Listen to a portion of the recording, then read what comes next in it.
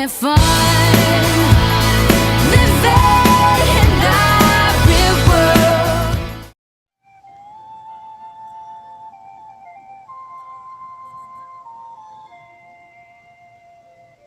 We all know and remember the story of the Titanic. And after seeing the famous movie here not too many years ago, we're all familiar with the tale of how they had not seen an iceberg until it was too late, cleaved down the side of it, and then this caused it to start losing over the bulkheads, and it eventually went under.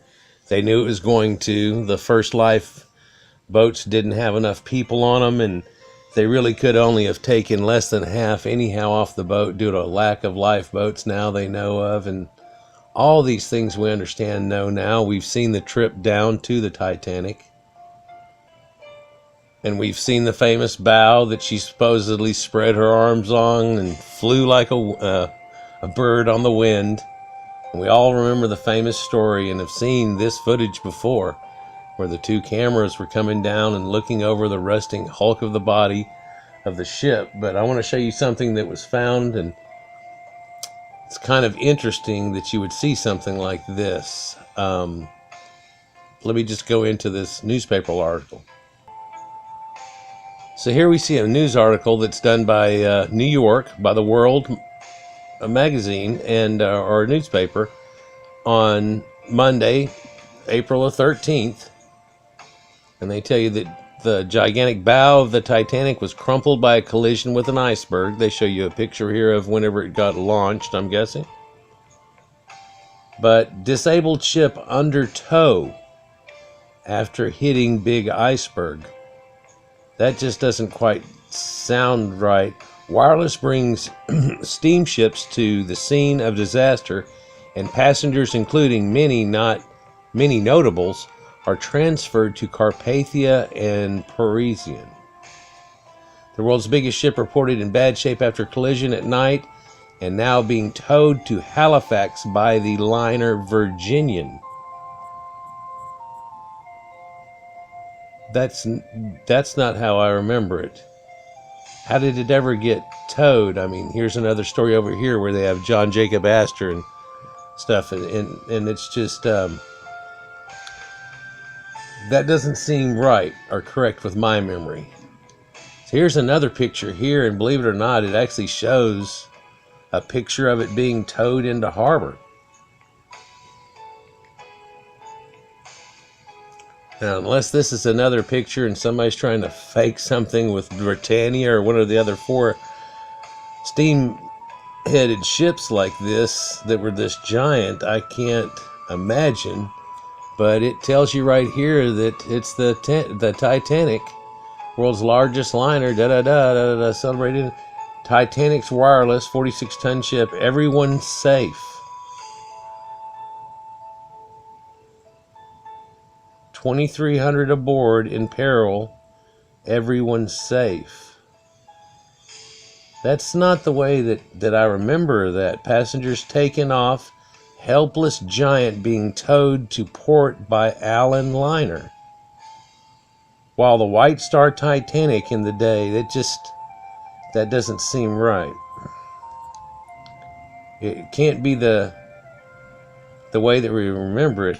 That's not correct. Let's look at this one more here. There's passengers are expected to reach Halifax tomorrow. The Titanic's passengers are all saved and are expected to arrive in Halifax on board the Baltic sometime on Wednesday. The Titanic herself has sunk. This is the latest of the meager details received by wireless from the scene of the White Star's liner collision with a giant iceberg. The White Star Company is sending 20 special trains from Boston to Halifax to bring the passengers to New York. Scarcely more than a dozen brief wireless messages describing the disaster have been given publicly. Pieced together from these bulletins shows that only the Titanic's watertight bulkheads prevented the most appalling disaster of modern times. It was about 10 last evening, the ship's men's estimate, when the liner struck an iceberg, and apparently at nearly 12 hours the Titanic was alone with her pumps and protective devices being the only barrier to destruction. The Virginian, the Parisian, and the Carpathia, catching the wireless appeals for help, all seem to be arrived beside the Titanic about the same time this morning. Now, did they arrive and there wasn't a ship there anymore, or was there a ship there? Was there a ship there and they actually towed the thing to them, or did they not? What is this? It just here's another. The next day, Vancouver midday from the world. Passengers transferred to Carpathia. All are now safe. Titanic is on her way to Halifax. Titanic sinking, no lives lost.